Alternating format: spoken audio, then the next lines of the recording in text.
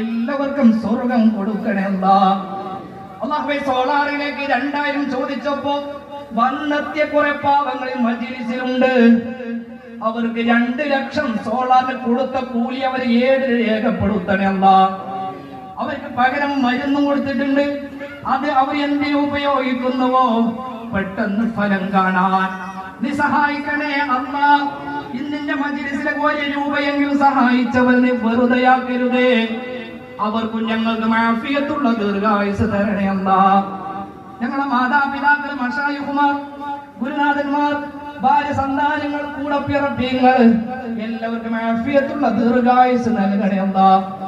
ഈമാൻ സലാമത്താക്കി തന്നെ കൊണ്ടുപോകണേ അല്ലാഹ്.